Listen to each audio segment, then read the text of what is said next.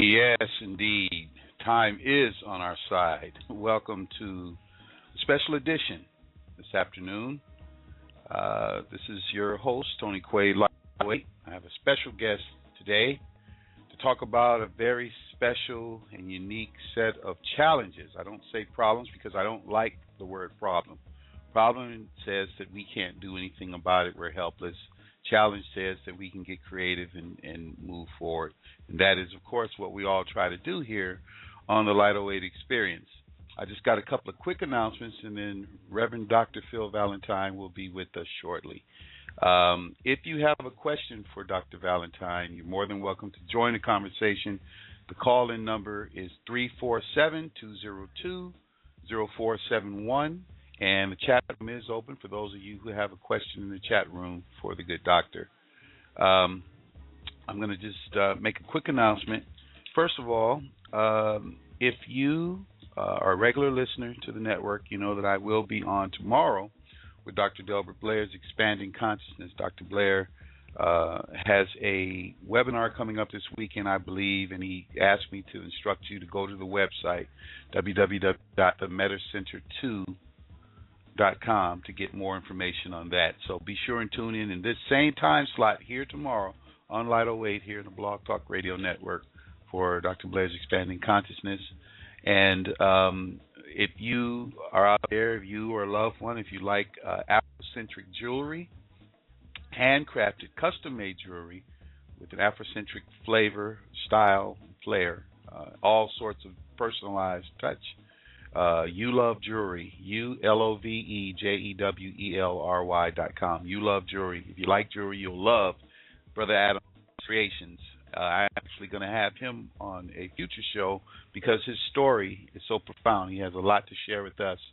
And it's not just about the jewelry, although he does have a plan to teach anybody who wants to make jewelry to empower themselves and set up a revenue for themselves in these troubled and challenged times. Okay, one other announcement, and then we're going to get right into it. I see Dr.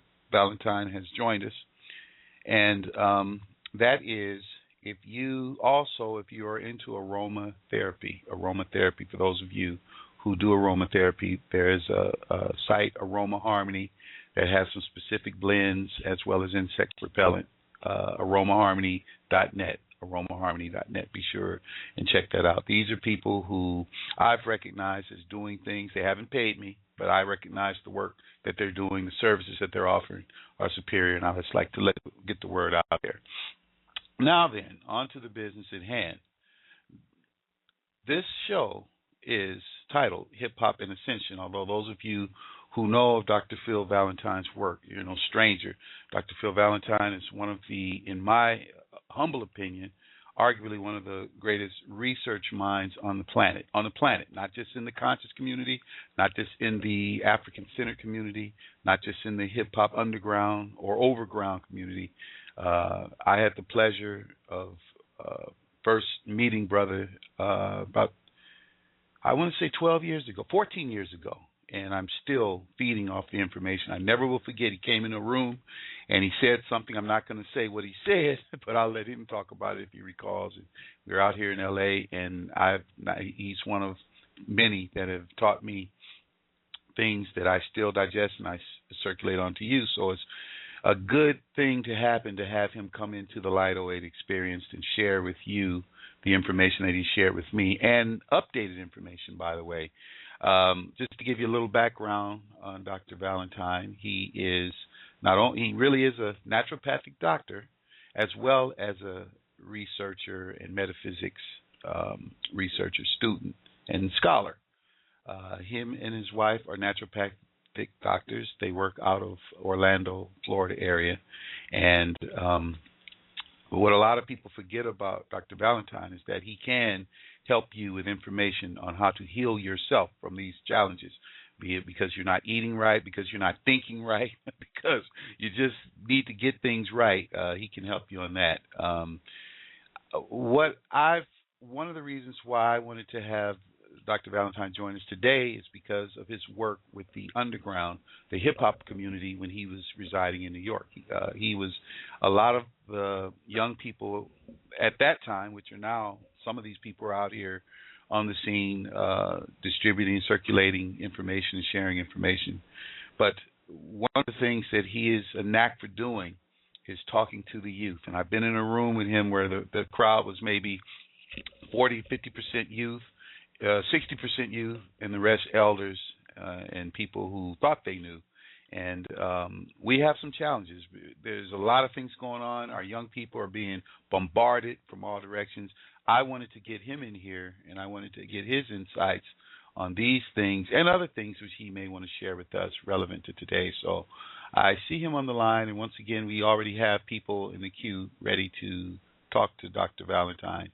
So if you do want to talk to him, call in at the call-in number 347-202-0471. Hit the number 1 so that I know that you're ready. And it's just a good thing to have Brother Dr. Phil Valentine. Welcome to the Lightweight Experience. Thank you very much, brother. Well, thank you. Thank you. And I mean that. I want to say this publicly on behalf of myself and a lot of other people, brother. Some of us you may never meet. Wholeheartedly thank you for your work to the planet, your service to humanity, your dedication to making sure that we know not only who we are but what we are, and that we can make strides. It means a lot to me. It's going on. It's been 20 years since I've known about you, but your work is very good and very well known. And I just want to thank you not only for myself but on behalf of a lot of people. Most welcome, brother. Well, I'm going to.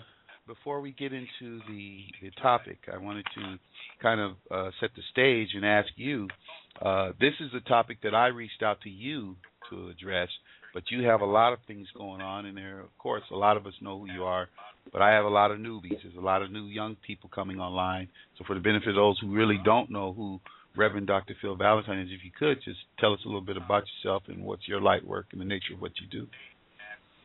I'll be happy to. I'm a doctor of naturopathic medicine, focusing and specializing in part of that science known as hygienic science. Hygienic science is perhaps the most sublime and advanced form of natural healing because we use no poisons. In other words, we do not lead in any therapies or use any therapies beginning with herbs or vitamins or anything of a toxic nature. Herbs are toxic in our view, in our philosophy, because essentially herbology is the use of the toxic elements of the plant. We would rather use the vegetable kingdom rather in a nutritive sense, in other words, using vegetables or the plant kingdom as a food source rather than a medicinal source. And if we are using the medicinal part of the plant kingdom, it is actually to offset what the pharmaceutical companies have done to poison people. And it's not good to just cold pull people off of their medications, because that could be dangerous. I am a doctor of metaphysics as well, and the one who started what is known as the underground metaphysical community in New York City back in 1985. And it is now, I've had the honor and the privilege to see it grow. And a lot of our younger brothers and sisters, now that with technology the information can get out there and be disseminated, watched the, what I call the intellectual index of our community begin to rise. I'll explain that maybe at another time, a little bit later on, what I mean by that. But the reason why the metaphysical underground, or I chose to use metaphysics as a teaching modality, I'll kind of elaborate on that a little later. I've started many different schools in metaphysics, and one called the School of Arcane Science. This recent one we started called the University of Phoenician Sciences. It's pretty much, I guess, the evolution of that program that had started in New York. With the school, the University of Phoenician Sciences, we have had students all around the world. We've had had students in Africa. We've had students in northern parts of Europe, Alaska, across the country, in South America, in Brazil, in South Korea, Japan, and Australia. We've had people now with the benefit of technology coming together in what we call our cyber campus. We were able to teach the principles of higher metaphysics, or what we call metapsychology, metaphysical psychology, and classical naturopathy, and the Medu-Neter, which is the ancient language of our Medu-Neter, the Kemetic ancestors. My wife and Dr. Rocketti, who is the head of our language department, she is a linguistic at the University of Mississippi. She speaks 4 or 5 fluent languages, Mandarin, Chinese, Amharic, the Medu-Neter, which she has resurrected into a living language, and 2 other languages I'm not sure of. I believe it's Islamic language, and one other that I'm not sure of. But our staff, my wife, Dr. Nalani, she teaches the Medu-Neter, as well as she has been a 30-year teacher of American Sign Language, where she's taught in the universities in New York people how to speak to deaf people by way of sign language. That's pretty much what our organization is based in. Of course, we do bring certain, guest teachers in, and some of our students who have graduated to higher levels in the university sit in and teach sometimes our classes for us. Other than that, I have been a lecturer. I have been graced to have sat at the feet of some of the masters that went before me, Dr. John Henry Clark being one of my mentors. He gave me a name that I did not and was not familiar with at one time. He called me a polymath. I didn't know what that meant at the time. I looked it up, and he was somewhat correct, because I prided myself in having a little bit of knowledge about a lot of things, and researching in many areas around different subjects had given me a broader perspective of the specific subjects that I had taught. And I've had a chance to sit at the feet of a man named Jiddu Krishnamurti, and he gave me another perspective on higher information and the Buddhist concepts of philosophy. Other than that, as far as my study, I obtained my doctorate in hygienic science from the Life Science Institute of Texas, which has since folded over into the College of Natural Health Fit for Life Institute in Canada. I guess other than that, that pretty much puts everything into perspective at this point.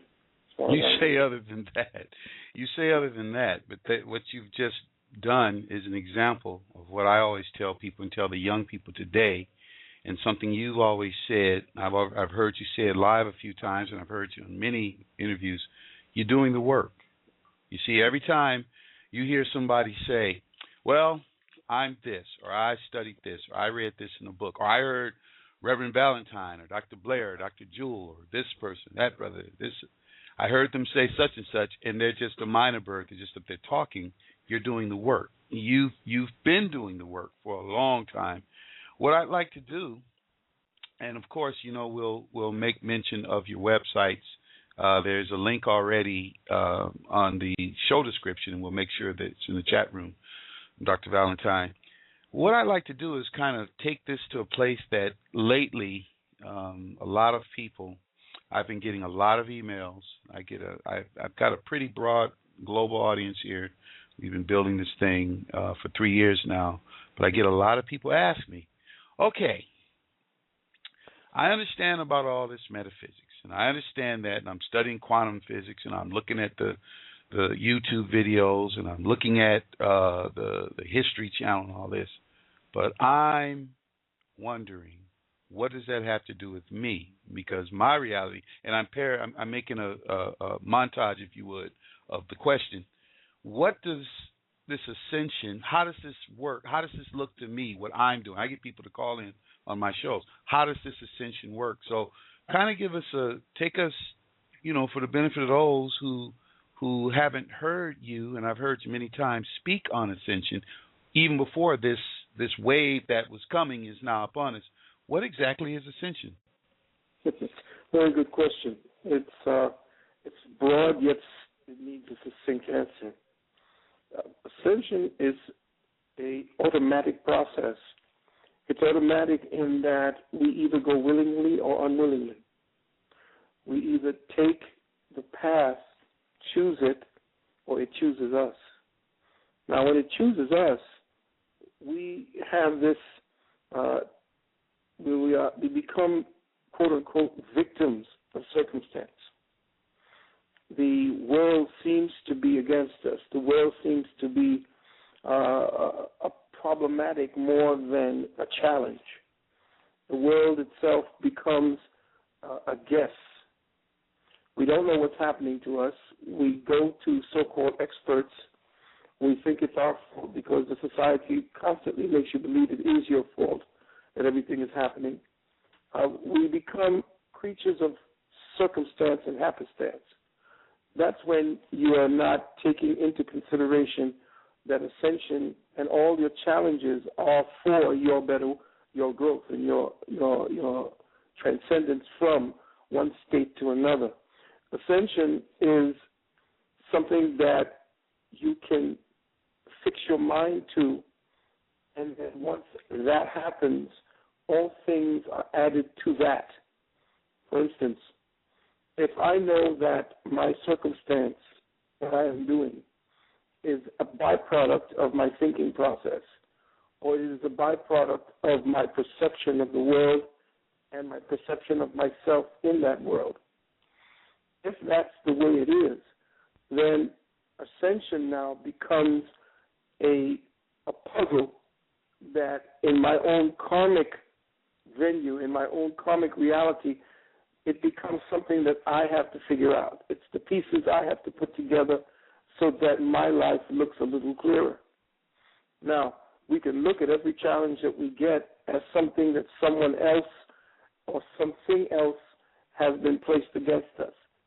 But when we look at every challenge that comes to us as an opportunity for us to grow within ourselves or an opportunity for people around us to grow with us, then the ascension process becomes actually a real fact. It becomes a tangible thing that we see our growth in every day. Now, I know it's something that seems to be a little nebulous. It's very difficult to actually quantize and actually stick it into a can so that we can open it when we need to deal with its contents. But ascension is a process that we must accept, that we cannot use everything else, everything that's happening to us as a gauge, like something that's happening against us. Every challenge, especially as a collective, because we as African peoples, we are under this incredible challenge consistently, not only against our lives, but the very spirit and the very archetypal culture that we carry within our DNA.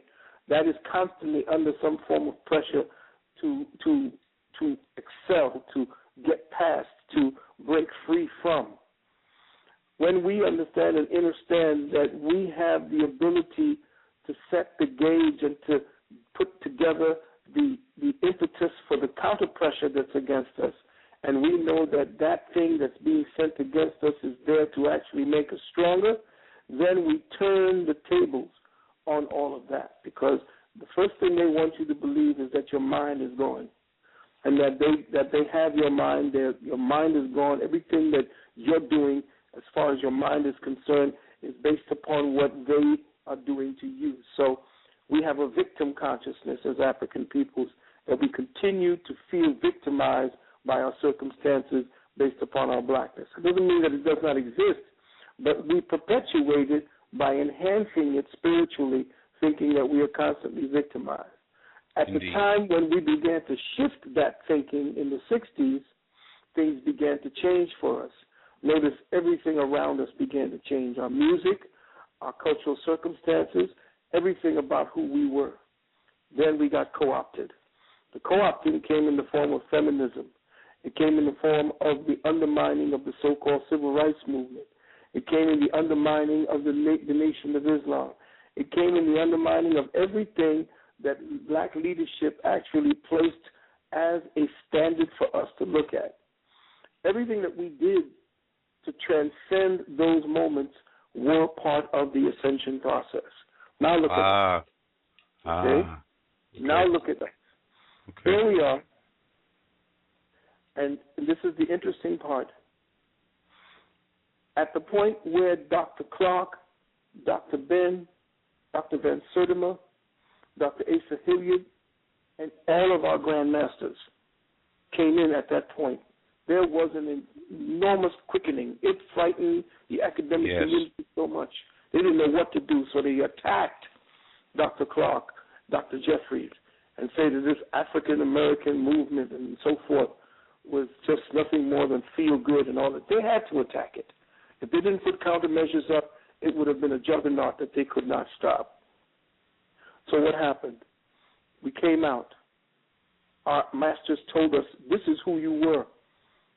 They told one of my elders, you didn't have a history. He said, garbage. He went out and said, yes, I found our history. And he passed it us. But what happened was, it was partly incomplete, because when we sat at their feet, we said, okay, now that we have the history, Grandmaster, what about the mystery? And they said, well, as far as the mystery is concerned, it looked to me that we had to solve that part. They brought one half of the brain to life. In other words, they told us the effects of our ancestors, the effects. What happened? We built the pyramids. We built Timbuktu. We brought geometry. We brought botany. We brought mathematics. All of those were effects. Okay, well then, masters, teach us the cause. There had to be a mindset that brought all those effects to be. What was the mindset of the people that built those pyramids? Yes, they built the pyramids, but what mindset were our people in to have then formulated that? They didn't answer that. That wasn't for them to answer. It was just to tell us that this half of your brain had to awaken so that you knew in the ascension process that this was actually you. And that was up to us now. The children that we sat at their feet, we now, I say that there's history and then there's mystery or my story. So I'm a historian. My story is what I'm looking at. So as a historian, I said, we now know the history. Now let's find the mystery. And it was the mystery that was missing. The effectual, not the effectual, but the causal now had to be put into place so the other half of the brain woke up. So what our ancestors like Dr. Clark gave us in the effectual, which was the part that told us what we did, now we had to find the causal. So we awakened the right brain, which is the higher metaphysical mind, and that's where we came in. That was the next level of the ascension process. So each generation is putting together a part of that puzzle that is helping in the quantum ascension of our people. 25 years ago, we were dealing with this is why I created the underground metaphysical community. 25 years ago, most of us were talking effectual language. In other words, we dealt most with effects. We just described our madness. Most of our ancestors described the effects of what we did. So we were dealing with a descriptive analysis of ourselves, but we weren't dealing with a definitive analysis of ourselves. So there's a difference between description, to describe something, and define it. What our masters before us helped to do was to describe what we did. We built the pyramids. We had a great Songhai. We did this. We did that. That's all descriptive of the surface. So they described what we did, and that's what we did in our own language. We were just describing our conditions, the man, racism, lockdown, black power. All these were descriptive, but we weren't defining the problem. Defining it meant to study the cause. So we went from describe to define. And that's what the metaphysical community now is doing. And if you look at Facebook, where we were just describing our realities from 20 years ago, after we created the underground metaphysical community, look all over the Facebook now, and everybody's defining it now.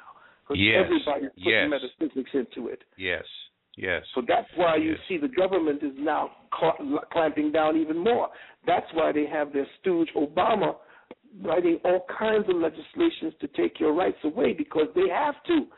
We're getting smarter. Our intellectual index as a family, as a people, as a community is rising at a fast quantum rate, and they can't do anything about it except repress it. Yes. You know, it's interesting. You said a couple of things I want to address. First of all, you gave us a brief history of contemporary time. Those of us who've been living in the last 50 years have seen some of the things, and those of us, even the young people, know of these things. That's the beauty of this quickening that you make mention of. Time is literally compressed in upon itself so that our consciousness can extract things and make a timeline, even if I wasn't physically there in the 60s or 70s. What I want to ask you, because the way you defined, the way you explained it, that we went from identity to definition, and that's where we are now. Music. Something happened with the music. That music, and Brother Phil, you know some of these people like I do. I do a soul music show here, and I talk to a lot of them, the old school artists. They was talking about taking off. They was talking about other realms of possibility, other dimensions. You had George Clinton talking about the mothership. It's the first time somebody sang about it, you know. You had some things going on in Motown with Marvin Gaye, Stevie Wonder. Stevie Wonder sees better than anybody. He don't even need to have the conventional eyesight. That was something that they recognized. At the same time, we had on deck, we had some people who were what the young people would call game changers, okay? They shut that down. They thought successfully, all right? But the music was the prelude. What I'd like you to do is kind of, you know how our music went from soul music to that funk thing to conscious hip-hop to this thing that's going on today, which I don't know what it is. Even the young people say they don't know what it is.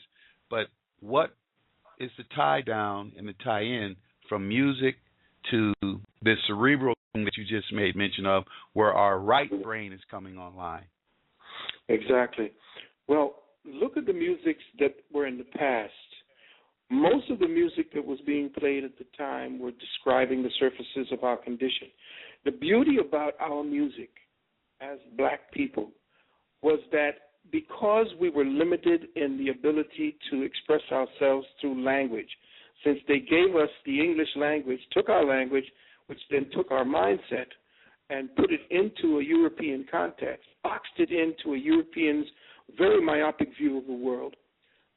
It caused us with just our quote-unquote ebonics, our jive talk, the way we talk black and so forth. Pretty much we were, based upon our lack of ability to manipulate and use the language for clarity of our condition. What we did was, again, describe surfaces of our condition. So all of the ways that we as African people spoke while in this diaspora was based upon a descriptive analysis of our reality. The descriptive analysis was about how we would form the world based upon how the world was treating us based in a racist society. So most of our language was not in depth enough to define what was going on. So what happened is we described our reality in how we spoke and communicated with one another. But in the music, because we did not have the nuances of the language that we spoke, the language that was taken from us had nuances much deeper, much older than the language that we had to adopt. But the music we played, the music we wrote, had the definitions in the sounds and the way we curved a note. That was the definitional analysis of our condition, which is why it moved people to feel things. Because at the time when language did move as we defined it, when it moved us before, that language, the definitional language of our people from Africa, that was taken. The definitional language of our expression in the English world and the world of slavery and the world of captivity came out in the music. That was not found out by these parasitic elite, these scientists, until much later, going into the 60s and 70s, when our definition of the world began to become so spiritually evident that they knew that that was what was driving our reality towards our ascension. So that had to shut down. So when you had earth, wind, and fire, when you had war, when you had the monsters that were putting together sounds, remember, they took away the ability for our young people to play music on the instruments. That's what you call your spirit catcher. The instrument is the spirit catcher. Once you take those out of the school, you no longer expose our children to a spirit catcher. You take it away from them so that they can't take their description of the world and use the music as part of their combination to put the definition of the description, put the definition behind it. That's why when the person is singing about love or singing about the blues, they were describing their reality, but the music that they played was carrying the definitional undertones, so that you didn't need to actually have a definitive statement about what was being made. You didn't need to do any kind of analysis when somebody was singing the blues. The music and the way the brothers and sisters carried that description with the definitional sounds, that then took the whole thing through, which is why it was adopted so quickly by the white across the tracks, and why they took it so quickly. So now the definitional analysis of what happened is, after the 60s, and we had Ain't No Stopping Us Now. Yes. When the fire sang, Keep Your Head to the Sky. When you began to hear music from Gil Scott-Heron in the bottle. Yes. All of these now were too powerful statements. These statements were too powerful. The music was becoming too powerful, had to shut down. And it shut down just at the point when I was in music, they began shutting it down. They began synthesizing it. They began to make it into a mechanical beat. They took away the true organic sounds that they knew would work the soul. And when they shut that down, our children, in their genius up in the Bronx, said, okay, well, they take out the instruments from our school. They took it away from us. They told us we couldn't play anymore. They wouldn't give any work to black musicians to play their own rock and roll music. So what did our children do? They took the turntables, they took the old music, and they began to create a hybrid out of it. They began to use their elders' music, and they began to speak that same description using their elders' music as the definitive. But what happened? They knew that every time they tried to stop us some way creatively, we would then grow out of that and become a hybrid. We would constantly evolve. The ascension process had begun. The only thing they could do to stop it was to delay it, to distract it, to cause it to detour. And that's when they held that meeting in California. The prison industrial complex, the NSA, the CIA, brought all the record company heads together at that time and said, we are about to build a prison industrial complex. The society and we are about to bring the industrial base of the United States down. We are now going to retool by putting everything into a technological format, so we don't need human beings anymore. We do not need any kind of participation by human beings anymore. So what do? We start with the underpinnings of the people, the underclass of the people. We want to create a condition in the mindset of the people who are affected by the description and the definition because they are affected by that music. We want to make sure that we attack the music so that we begin to fill the jails. And so that's when they shut hip-hop, which was about feeling good about yourself, overcoming whatever problems you had, dance it out. You don't have to fight. You don't have to war. In this case now, let's raise the thug mentality. Let's raise the war. Let's raise the antagonism. Let's raise what is worse in our people using the power of the definition, the definitive analysis, which is in the music. Destroy that. Take away the nuances of all the violins, the horns, the basses, the drums, the timbales, the zithers, all of the different ways that consciousness works with the different types and textures of sound, and just give them a drum. But in this case, take away the 6/4 beat, which is what the heartbeat is on, and put it on the 4/4 beat so that you can entrain them. And that's what they did. They attacked the music, gave our young people out there the 4/4 beat, and trained their hearts, which was easier to entrain the information about gangsterism, kill this, I'm going to wet you here, all of that. And that became the description that the drum beat of the new corner, what they call hip-hop, which was rap, that new drum beat began to drive home the destructive elements of sound, where they attacked us right there in the soul part, where they attacked our analysis, based on our analysis of ourselves by attacking the description and causing the description to become something else, and attacking the definition and causing the definition to become something else. Yes, indeed.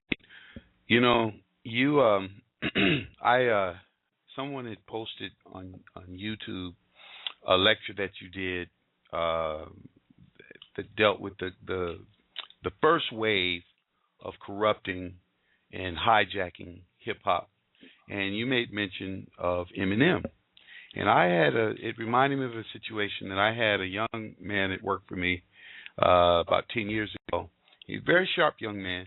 I had a newspaper, and he asked me one time, he wanted to try me. He said, "What do you think about Eminem?" And then he was sitting, you know how young people do, Dr. Phil. He wanted to see what was my response. He wanted to see if I was going to give him a politically correct answer, if I was going to, Tommy coddle him. I said, okay, let me put it to you like this. If you brought the little guy in here right now, first thing I would do is give him a bath, because you're not going to come in my office. He's dirty. He needs a bath. Number two, I'm going to take my belt off and just beat his behind. Just like Grandma used to say, boy, bring me that belt because it's time. Mm-hmm. And then he said his response was, well, you're bashing. And I told him, and I'm want to frame the question. I told him, I said, well, first of all, you're sharp. You're 18. I'm going to tell you like old people told me, elders told me, just keep living. I said, this guy is not your friend. He doesn't represent you. He's a placeholder. And I didn't get into the deep conspiracy stuff because he wasn't there. I said, but he's not for you. And if you don't watch out, this is going to be taken from you like other forms of our music have been taken from us. And he was sharp enough. He looked at me. He didn't, he left it at that. And then 10 years later, look what we have. And you made mention of this. You were at the front end doing what you call the I told you so moment. I don't necessarily want to rehash some information you've already been over. I'd like you to kind of give us juxtapose that to what you just told us, because what has happened to hip-hop is even worse than our worst nightmare. It wasn't enough that they took it. That was as bad as that is. They knew, like you said, we would adjust. What they've done is they've literally turned it into something else, and now they're using it on us. So that is kind of the nature of what we wanted to talk about in this segment. It's a perfect storm the way you set it up, because that's a big challenge right now. If a person's hypnotized and doesn't know they're hypnotized, then what do you do with them?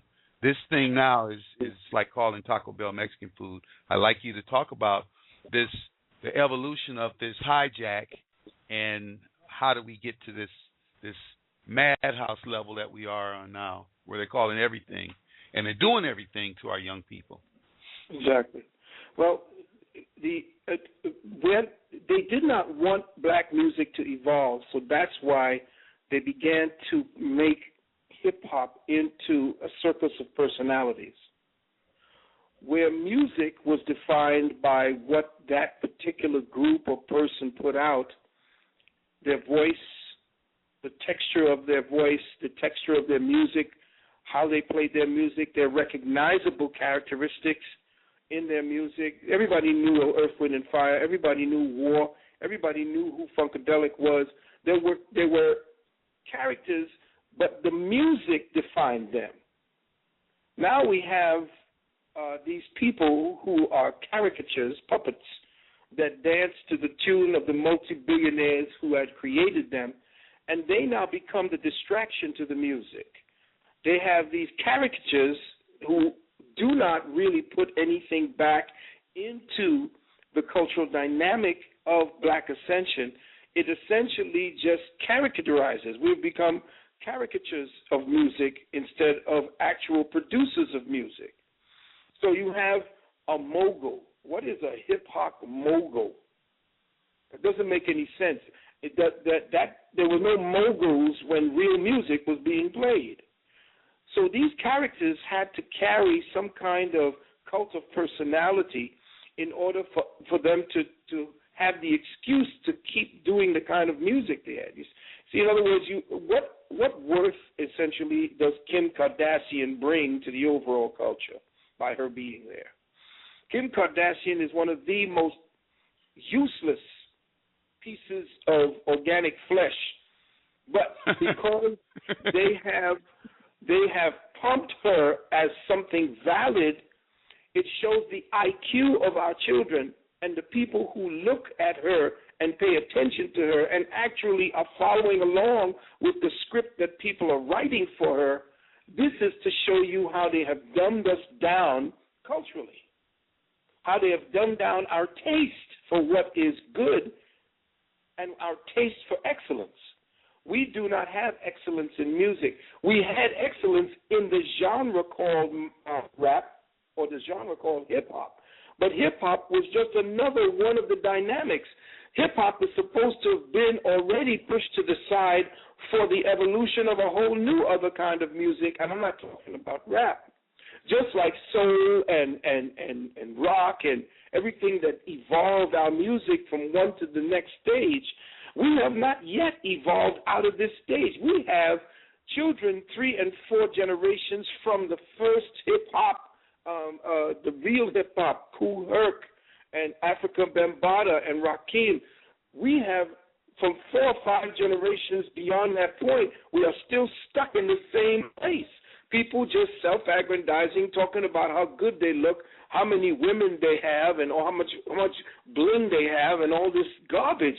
We have not moved forward, and that is what it was created to do, to stultify the upward ascension of our people and to dumb down the parameters of excellence in our community. Now, of course, how do you argue with young people who, after being raised in nothing but hip-hop, and don't know it, have not had a chance to study the historicity of our movement in music from the time from bebop all the way through jazz, which there's no such thing as jazz. It's actually black classical music, but they want to adopt it or co-opt it, and it ain't rock. It's nothing but rhythm and blues sped up. All of these ways that they name it to own it. So our children are not sophisticated enough to actually go back and study the roots of where they have come to show how emaciated our culture has become musically. Now, I'm not going to, argue with brothers who says, oh, man, I like the way that this brother spits a rhyme and so forth. It is not just about the rhyme, because all the rhyme is doing is describing the reality. Again, it goes into the defining of it. And there's a difference between describing it and define it. And to define it, you have to get into the nuances, the invisible realm, what music does to you while it's driving the description. We don't have that anymore. So what has happened when they took Elvis Presley, who had known nothing about no damn blue suede shoes or jailhouse rock, which was written for him by a black man that I had the chance to meet, a little short dude that lived on Rogers Avenue in Brooklyn. And when they began to elevate, I told people about Eminem, and I told them about this company that he had come up in. What is that company that the Mossad put together again? That he was Interscope. Interscope is a Mossad company. It was put together by the Israeli secret police, the secret, the secret society, or no, it's a secret like the CIA. It's what the Mossad. So a Mossad head, just like the head, the mayor of Chicago today is the head of the Mossad for the Western Hemisphere, and he was one of Obama's chief of staff at that time. Interscope, the man running Interscope, was a Mossad agent, and they put that together. So when Eminem came up, most people didn't see the politics going on. What you had to do in order to co-opt and to make sure that you had a crossover to control the white children and to co-opt black creativity so that white and black can follow along, you had to create a white image at the head of, or as the capstone to that particular creativity for that generation. So when I told them that they were going to give him not only all the Emmys, not only all the Grammys, but they were going to give him and you can't believe this, a Academy Award. Wow, I know. I remember that. So he has all the awards necessary to make him what? The king. The same way they gave the Elvis Presley what did not belong to him, they gave it to Eminem. So now Eminem, with a little skill and enough black people around him and the money of the Zionists to push him, now they have put a capstone on blacks being able to ascend and own their own cultural dynamic, their own cultural music, their own souls, their own definition of their own reality. Okay? And the economics that go to empowering us so that we can forward our own visions. Wow. You know, you said this several times in the course of this conversation, and you put Ascension into the context that I want people to feel. I mean, this isn't about, depending on which side of town you're on, the people in the room whispering, everybody wearing white, or another side of town, everybody get salved down with shea butter and listening to Bob Marley with dreadlocks. That's nice, but that's not what this is about. You keep mentioning Ascension in the context of growth, evolution, change, metamorphosis. See, I know that nature is so complicated, it's simple, so that even a child can understand that. And I've shared that information. I've heard you define things that were complicated in a very simplistic way to where when you pass the information, anybody sitting there say, okay, I get it. A light bulb goes off. What I'd like to not leave, but by all means move us where you want to take us, this change, somebody is working very hard to keep this change from happening, this growth, this ascension. They evidently have a lot of issues. They're the one doing all the work to stop it from happening. So evidently, whatever it is, it's not going to be something they want to happen or something that's going to benefit they. But my thing is, we have an ability, something that you've mentioned in this conversation and many others. We have the ability in us. It's already wired. The wiring's already there. What is it they're trying to stop from happening? The proverbial they, whoever they be. It's interesting. Just something you just said about Bob Marley and the whole spiritual movement that. And you understood the context. I'm sorry, Brother Phil. Oh, yeah. You understood the context. It's not Bob Marley was not the problem. He did his work, but it's the people who just think if I look a certain way, I'm there. Yes, I understand what you're saying. What I was going to just qualify was, and just before we get into the actual point about who they are and why, Bob Marley had it was Peter Tosh that was responsible for the conscious in the reggae community. It was Tosh who kept telling Bob Marley, stop playing all that damn love music and trying to pirate off of all the love music to try to go popular and go pop. And it was actually Peter who actually kept driving him to become more political, and that's what he did. And when he did, you see, they almost tried to take him out. But beyond that point, you saw that they had to go after reggae because reggae was and had become a very spiritual representation of African peoples at the base level, at one of the original people. In fact, reggae was the Kushite introduction to the modern Kushite way of looking at the world through the Ascension based on the Rastafarian movement. And the interesting part about that was now you notice that the masculine part of what it represented, the fact that the masculine being the head of the family, the leader of a society, now came under attack, so that homosexuality became the predominant thing, to the point where a man could no longer point out that the ethics and what became the ethics, what man does in a society, what the masculine principle does is it maintains the morality and the ethics of a society. What is called the honor, the ethics of a society is held by the men. And what happens is there are certain things that society must have in place. There's authority in society to maintain that, so that there is not this broad-based everything free-for-all. And that's exactly what has happened. The destruction of the masculine principle and what it represented as the ethical and moral boundary and what is that word I'm looking for? Threshold. It created the moral and ethical threshold beyond which you could not transcend, or not transcend, but transgress. And that's gone now. So it's a free-for-all society, so much so now that we have a program coming on, I believe coming up in September or in October, I'm not sure, that's going to feature a pregnant man.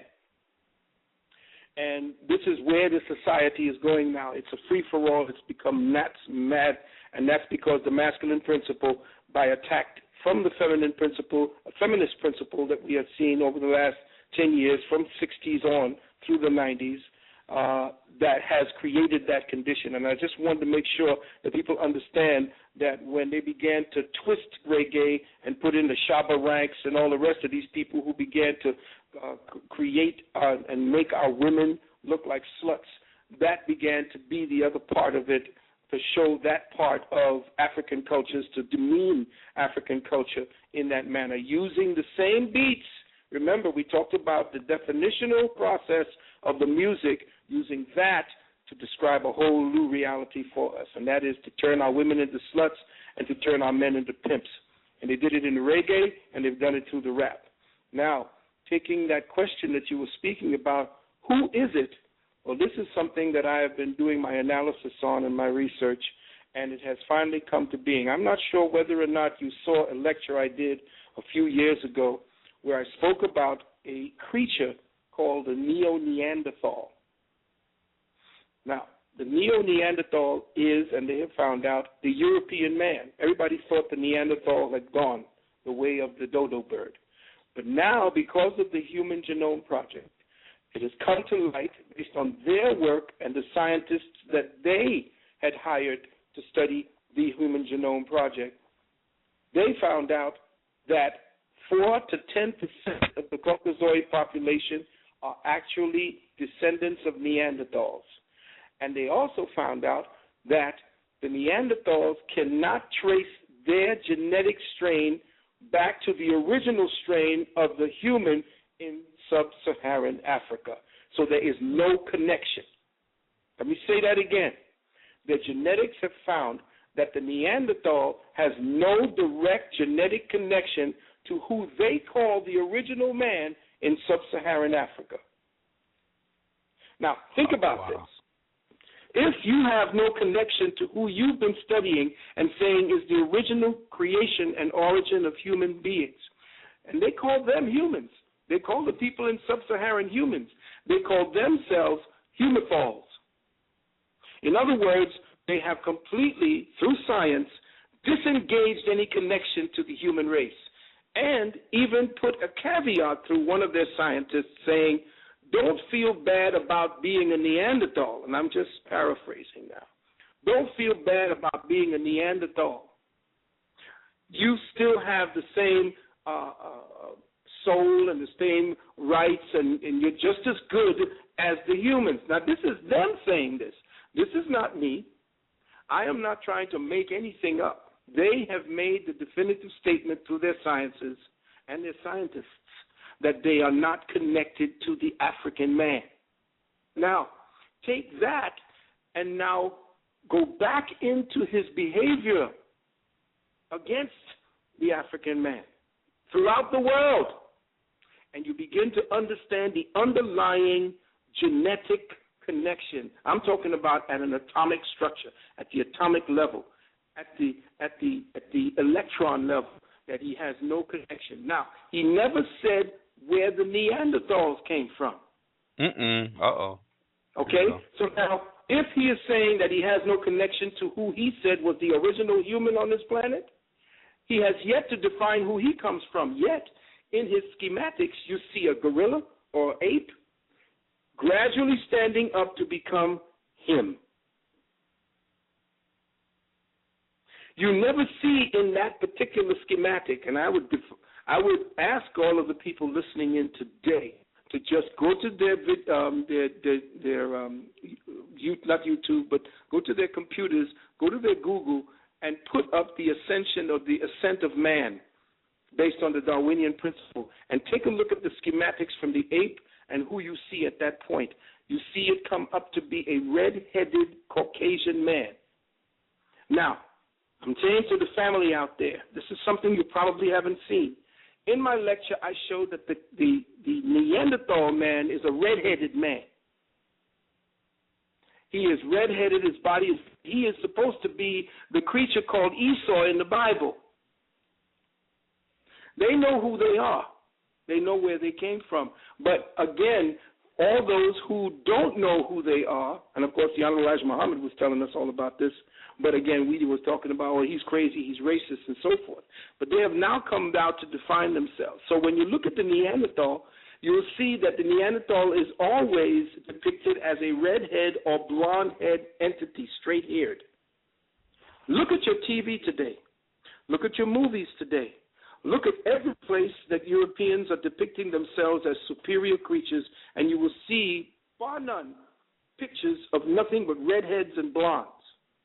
Today, I'm looking at the movies, and I saw that there's a cartoon for children. The entire cartoon was about a redhead village of people, Scots, definitely where the Neanderthal came from, and it was called Brave. Look at every cartoon character. Look at all the superheroes that they have, and they're either redheaded or blonde. Look around you at all of the cartoons that the Japanese keep drawing and sending to this country for our black children to look at, and you will see them inevitably be redhead or blonde. So the Neanderthal now is projecting himself as the superior creature on this planet. He has now come to terms with the fact that he is not human. That's why he can flood your Egypt, your Kemet. He can destroy your pyramids and wouldn't give a damn, because I said it in the second Hidden Colors video that's about to put out. I said that the deeper he digs, the blacker the planet gets. He cannot find himself. He couldn't even find himself in the place where Stonehenge was built. Found out that Stonehenge was built by an ancient Kemite. Yes, indeed. So you can find himself. He can't find himself anywhere. Everywhere he digs, he comes up with black, broad face, big nose, big lips people, and he don't know where to find himself. So what the hell? It ain't belong to me. I'm going to go ahead and build on top of this and hope I could destroy the genetic memory of the peoples of color below in the Sudan and then wipe them out to the tune of building and going back. Now, let me just say this before I cut off. In northern Africa, it has been found that when the Neanderthal mixed with the Africans in the northern region, they too have been found with Neanderthal DNA. So that means that the people that are up there, like the Arabs or the white Arabs and these people that have come up in northern Africa, they too have the Neanderthal DNA. It has been found. So I was told that the black Africans' DNA was the superior DNA, and that if you are going to gauge superiority and dominance of DNA, then you have to look at the African as the dominant and the European as the recessive. Well, now he has flipped the script. What he has said now is that anybody who has any Neanderthal DNA is actually Neanderthal now, and no longer can consider themselves African. What better way to go back in and, through his own psychosis, claim the territories of Africa, now that those that he has mixed in through conquest carries his genetic DNA, the Neanderthal. Wow. You know what, Brother Phil,